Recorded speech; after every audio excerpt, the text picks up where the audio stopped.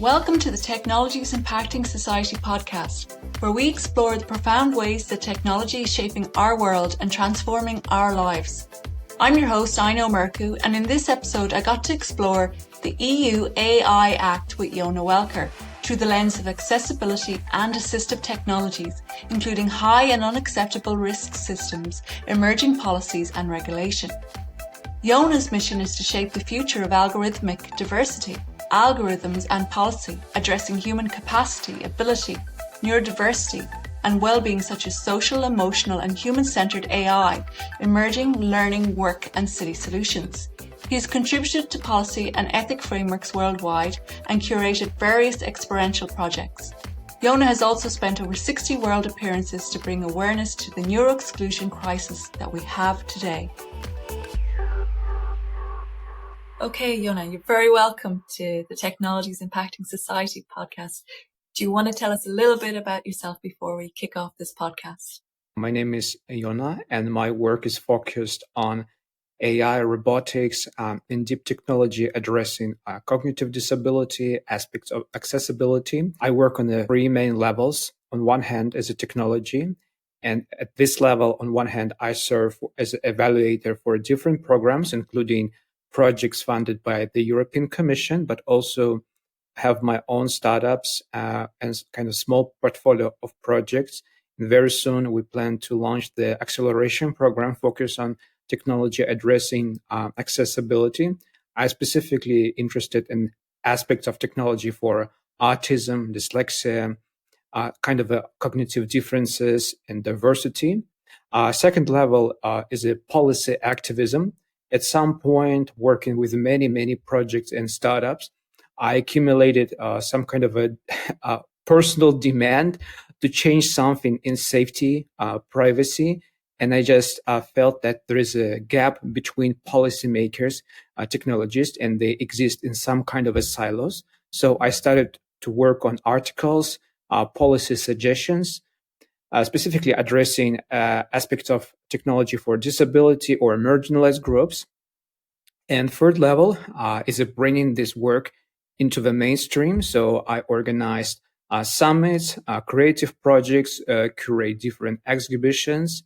And as I've mentioned last episode, I've created one of the world's biggest summits for the good of humanity in Saudi Arabia, where in the concept of a museum was inspired by the topic of neurodiversity. So there are many things happen, but they're all connected to the idea and mission of a technology for humanity and cognitive disability in diversity. Okay, wow, it's a lot of contribution. Yonah, a lot. Takes up a lot of time. Well, we're here today. We're gonna chat on this episode about the EU AI Act. Can you fill the listeners in a little bit about this act, the history of this act? Yes. So first of all, it's not the first big document and regulation proposed by the European Commission and European Union. So the tradition of such big documents was started in 2018 with the proposal of a GDPR, General Data Protection Regulation. And since this moment, we had a lot of so-called Brussels ethics. So Brussels ethics means that as Brussels or European Commission propose some regulation or some policy, it push community to think more about ethics in other countries. So since proposal of a GDPR, more companies, technologists, and ethics professionals started to think about data privacy. Artificial Intelligence Act is the next step. It was initially proposed in 2020. And this document will be more focused not on just on data, but artificial intelligence and specifically aspect of a human centricity, transparency, safety, security, and how we identify different categories of the risks and type of the systems, and how we assign different type of compliances and regulation dependent on the type of the systems. So it was initially proposed in April 2020. Currently, it's just in the process of wrapping up. So It will be released very soon. Policymakers still receive a lot of feedback from different communities. And it's a very, very interesting area because there are a lot of good things because it brings more understanding and connection between different stakeholders, people who create technology, policymakers, different type of a system. So EU Act proposed 4 levels of systems as a unacceptable risk, high risk, limited risk, or minimum risk. So it helps us to better understand it. But at the same time, there are some controversies. So because some groups of technologies or group of people or audiences are not described enough. And I think it will be one of the main topics today's discussion. So how does this EU AI Act impact the development and the use of AI technologies for people with disabilities and neurodiverse individuals, Yonah? Yes. So first of all, EU Act is a good example of a high-level policy documents and regulation which propose categories and groups of AI systems and associated risks. And essentially, they propose 4 levels. As I've mentioned, first is an unacceptable type of a risk, and it typically relates to public scoring systems or biometrics.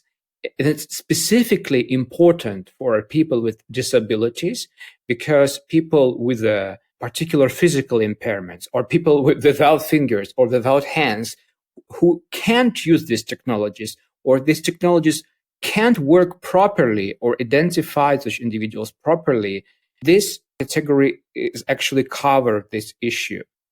The problem, though, they are not mentioned. So it covers general population and this problem for general population, but essentially also people with the disabilities. The second group is a high risk. High risk related to public services, transportation, infrastructure, hiring or educational platforms. And once again, though disabled people are not directly mentioned in the document, all of these areas relate to this group. Why? Because until today, people with disabilities were discriminated at workplaces. From 50 to 80% of people are not employed. And we have this perpetuating bias. And if we're not able to fix it, it will not work properly. With the same with the law enforcement, the same with the public and private services. For instance, bank system sometimes can't properly identify your documents due to some neurological conditions or facial differences, different gesture, posture, gesticulation. And this group basically covers this category of risks. The third group is a more controversial, specifically for disabled people. The third group called limited risk, and it typically relates to the system where the main request from policymakers is just to provide the transparency. And this category relates to the emotion recognition, chatbots, and messaging platforms. So why is it more controversial? It's more controversial because though it's not so dangerous or harmful for general population, this system sometimes can't properly work for disabled people, and they bring more risk because people on the spectrum, autism spectrum, or issues with the emotional expression or facial differences, they can be not correctly recognized by such systems. Also, it's important to introduce such concept as omissions or silos. So sometimes systems are used as assistive technologies, like as sometimes a replacement of a real life communication can create isolated ecosystem for people with disabilities who spend most of their time with the chatbots or communications systems or social networks. So these risks are not covered enough. They're mostly focused on data input itself. And finally is a minimal or no risk system. They relate to the platforms which not really use some complex AI and machine learning. So it's more about like video games using some personalization mechanism and some internet technologies using AI. Here, there is no specific relation to disabilities. The key is the free groups. And recently, I've wrote a few articles. They will be published very soon with the updates and suggestions how this risk should be described differently for people with the disabilities, with physical ones and cognitive disabilities, but also specifically how it should be addressed for law enforcement, for city technologies, for police technologies. This system presents very significant risks, and it's not covered enough. It's not covered in the disability-specific vocabulary, scenarios, cases. Currently, is presented in a very general way. When we were talking there just before we started, there's been a big contribution by the communities trying to bring these technologies to, with a modicum of transparency and to assist individuals. How can the developers and manufacturers of artificial intelligence technologies, Yonah, ensure compliance with the EU AI Act while still addressing the needs of the disability and the neurodiversity communities? So first of all, if we talk about the community involvement, it were not technologists, it were mostly NGOs and nonprofits.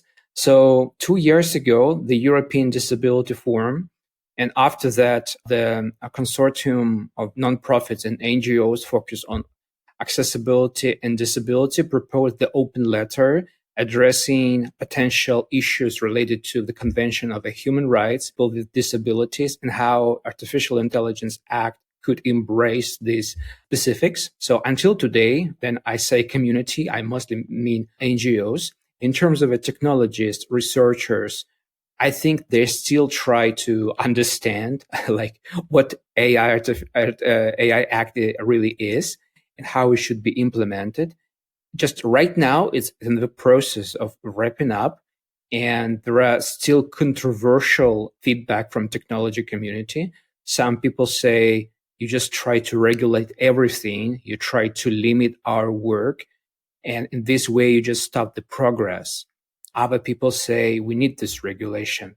Problem is, people do not forget about the objective of the AI Act, because the objective of AI Act is not only regulate, but facilitate and empower technology. So there are two actually elements behind it. So on one hand, it should actually support and create the dialogue between policymakers and technologies, and after that regulate. Unfortunately, due to some disproportions, we had too much public discussion about the problem of regulation, limits, how policy can limit technology. It's not correct. Actually, potentially, with the proper additions, it can bring more clarity. For instance, we can add clarity about legal status, stakeholders, caregivers, different type of elements of correct vocabulary, terminology, knowledge frameworks, how can recommend to adopt this technology, how we can introduce correct curriculum, how we can make sure we have a feedback loop. And it's critical both for physical disabilities, for cognitive disabilities, neurodiversity. For instance, 2 years ago, I worked on this framework focused on specific of technology for neurodiversity. We had around 20 criteria like sensibility, color, visual differences, and basically other criteria. And we can bring this vision to this document. So policymakers, technologists will be better aligned. I think we're just in the beginning. So there's still only growing discussion in connection. And I think as the document will be completely wrapped up and published and accessible for everyone, we will be able to establish better connection. How can the EU AI Act, help combat discrimination and bias against disabled and neurodiverse individuals in AI applications? Is there a framework? Unfortunately, not really. So as I've mentioned, AI Act has a very high level vision of the risks of the systems. If you really try to find it, you can find how it's can be positive for people with disabilities, but actual descriptions do not reflect this. So that's why just recently, and it will be published very soon, I provide suggestions from our community about the bias, about how people are excluded, about the exact cases, about how it happens in terms of work technology and hiring technology, in terms of bank systems, in terms of police systems. It's not reflected now. Currently, it's a very high level. Okay, we have a public systems, we have a biometrics, but it's for a general population.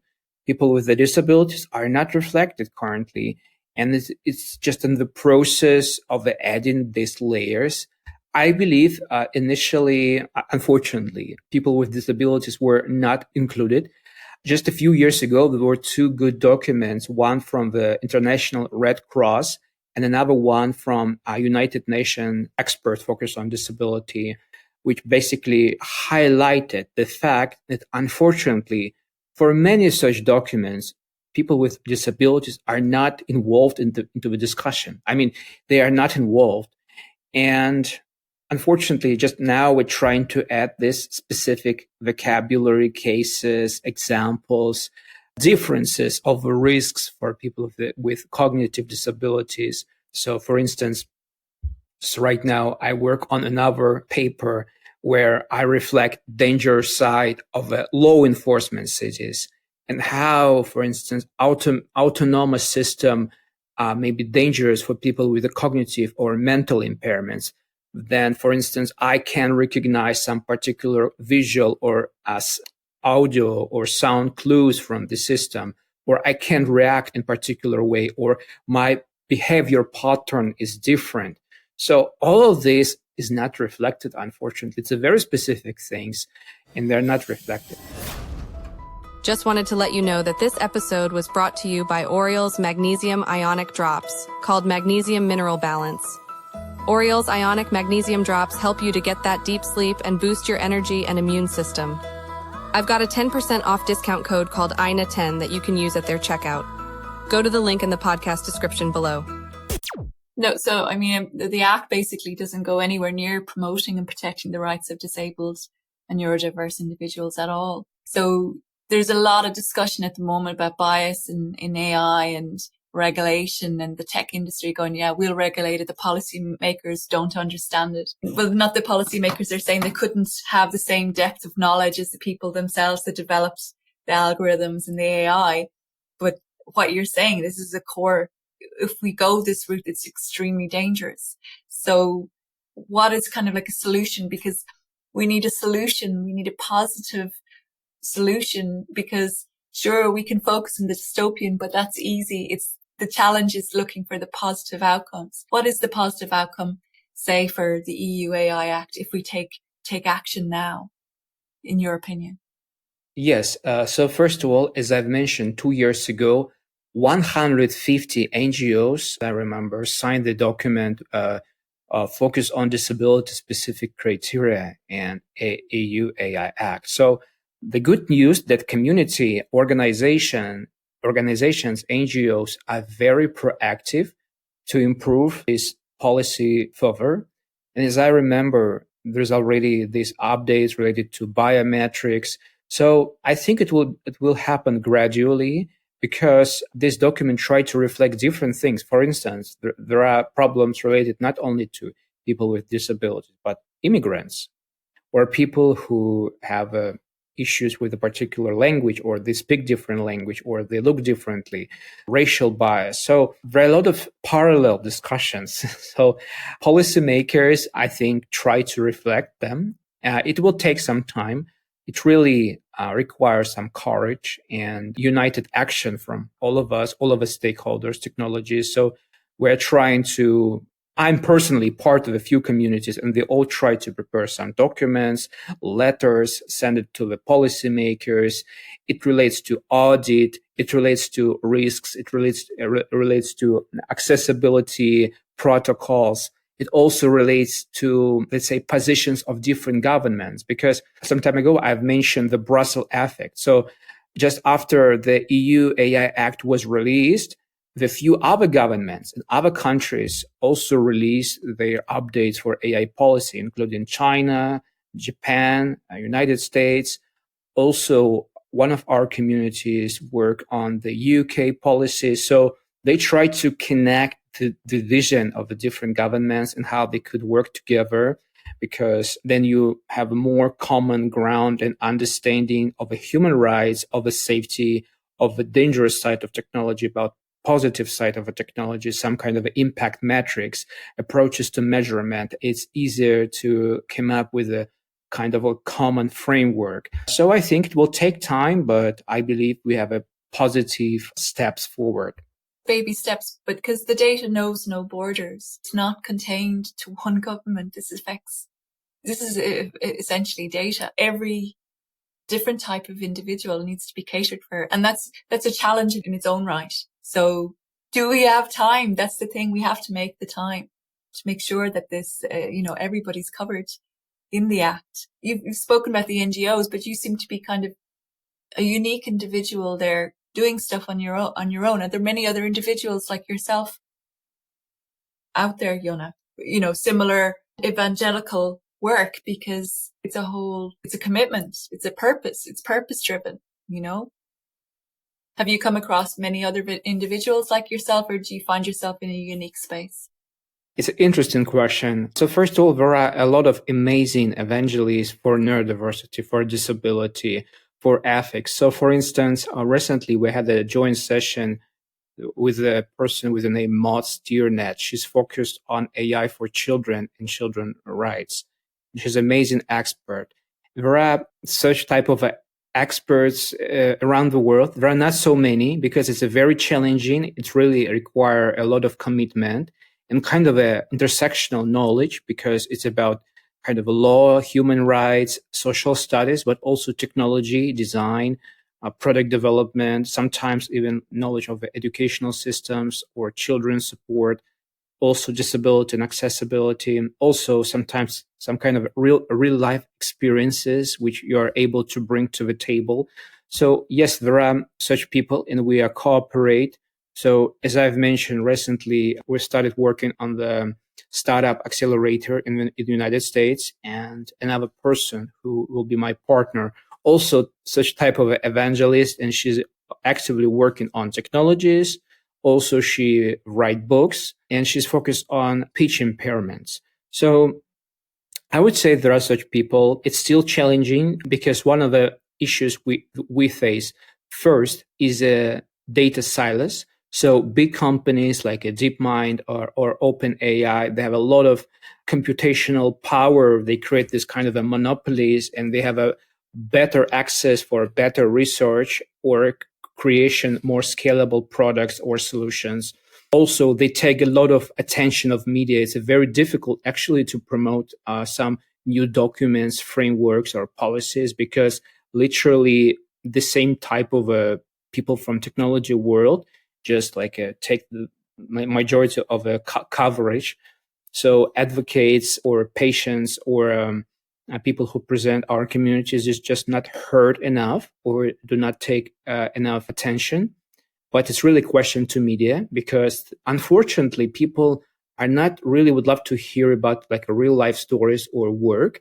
They interested kind of hype type of stories like AI will kill future humanity or how it's destroy or workplaces. They're not interested in this highly specific conversation about approaches to AI and educational segment, building curriculum for a flip room or flip classroom approach, like a more specific real life cases is boring. It's not so clear for the audience. They're interested in this hype situation as hype cases, like how we create placement for a human being, AGI, supercomputers, and so on. Sensation, really, it's the sensational stuff that gets the press and that gets on the front cover. Yes. Yeah, not the day-to-day use cases of real life. And actually it creates a lot of trouble, because it's really, for instance, in our area where we're constantly looking for investors, for partners, people just are not informed correctly. because there's too much buzz, and this buzz very far from actual work. So, for instance, you can find policymakers who never deal with the actual technologies and never actually interview any startups in the field of work of these policymakers. Or you have authors or writers in the field of AI who never talk to actual startups. So, I mean, they prefer to be focused on very high level sky fight of conversation. At the same time, our problems are very specific, very concrete. It's a real lives of real people who struggle, who are excluded by workplaces, by educational system due to the social issues. And we're just trying to improve social standards, social consciousness, and it helps us to improve technologies because algorithms do not create biases. Society create them. People create them. We have issues with the lack of diversity, lack of access, lack of empathy, lack of social studies behind the technology team. So it's more like organizational, social, and cultural problems, which we should discuss and which we should implement as a part of educational curriculums or a preparation of teams in the field of our work. Absolutely. And I think, you hit the nail on the head there. It's a societal problem, it's a societal issue, but it's come so fast. It's like, almost overnight AI is here. We've all known it's been coming, and there's no long-term strategy. All of a sudden, it's like all the stuff has to be regulated, and there are new jobs coming, and they will be in these fields. This is the area where the jobs are going to grow out of, but there aren't enough people there in place. I see it myself with the industry. But what happens when you have this shift? Everybody's an AI expert overnight, and it jumps from one thing to another and so on and so forth, and doesn't actually help communities that are working towards goals in the area. Also area of neurodiversity and education itself, they would always have had a marketing issue. That's why I'm doing this podcast. We can try to get some of it out there a bit, and it helps. How would you see the next steps with the EU AI Act? What is going to happen with the whole area of neurodiversity? Where do we go from here? So first of all, with all these limitations or challenges or controversial discussion, I believe the EU AI Act has a very positive impact in terms of starting this discussion and setting the standards. Because initially AI regulation was a part of a GDPR, and it just partially mentioned AI system as a part of a data universum. So now we have a separate document focused on AI, and it's a good start. As I have mentioned, it automatically creates the wave across other countries such as Japan, China, US, UK. We had Italy who tried to ban ChatGPT. After that, they changed their mind. It also pushed governments to think about digital sovereignty. So they started to think, okay, maybe existing companies building some AI systems may violate this law, but maybe we could create our own systems aligned with our own standards. So I believe it also pushed the development of local systems, plus some local regulations specified towards particular country or a particular area or particular type of economy. Because when we talk about AI is not universal. So for instance, when we talk about neurodiversity or accessibility, many of our peers coming from Nordic countries like Sweden, like Denmark or Norway or Finland or UK or Canada.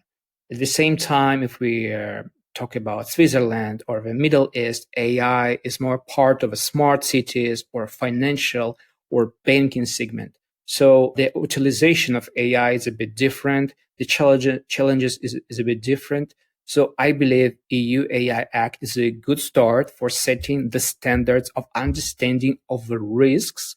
Is the first thing. Second thing, it's very important that they underline this unacceptable type of risk where they put the biometrics, the scoring, and the public system. So the policymakers sent the signal that we can't automate public spaces. So public spaces will be kind of with some kind of a human involvement. We can't make everything automatic with a fingerprint, use of a facial recognition. We can't use it because if we have a bias, it can be dangerous, it can be exclusive, and specifically in terms of a law enforcement, in terms of a police systems, and specifically in terms of the military systems, it can be very dangerous. And third, we have this further categories for a hiring, for educational systems, for a public and private services, for a chatbot, for kind of interactive and creative technologies. So we create this hierarchy of understanding of what we have, what type of risks this technology put towards broader society. The next step is to better understand different type of categories of people and how these people are different. First, for instance, people with disabilities, people on the spectrum, neurodivergent, immigrants, people presenting ethnical minorities. So we try to understand some specific subsets of these categories, associated risks, impact assessments, and more specific scenarios towards them. And that's what I'm trying to bring in my work for cognitive disabilities and disabilities in general. Yes, and it's great that that it's happening and that it's been taken to task and it's been worked on, because it's incredibly important that this segment of society does not get left behind, especially as we move more and more into the digital age and into a digital economy. So, you've mentioned, Yonah, that mentioned kind of the plus sides. What are the downsides of the technology and the misinformation side of it? We need to talk a little bit about the bad side of it also. Yes. What, in your opinion, are the dangers, let's say? Yes. If we talk about disabled people, it's about the problem that they're constantly live in some kind of isolated ecosystems. They work remotely. They maybe cooperate with and co-live with the family, with the caregiver.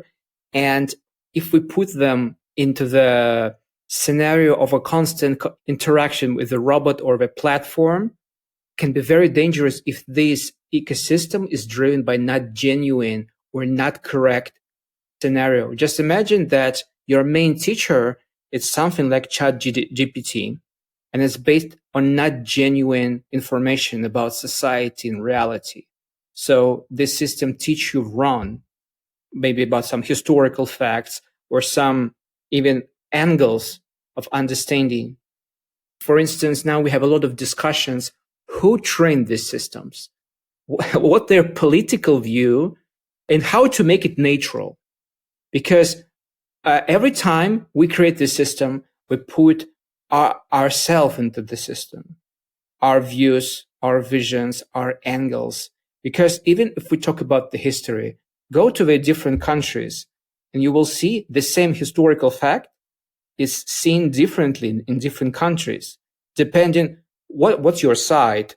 For instance, if you were affected by colonization in Africa, opinion of Africans about colonization is a very clear negative. If you comment to some people in UK, they could say, economically, it was actually quite beneficial, So, and every type of information can be driven in very different angles.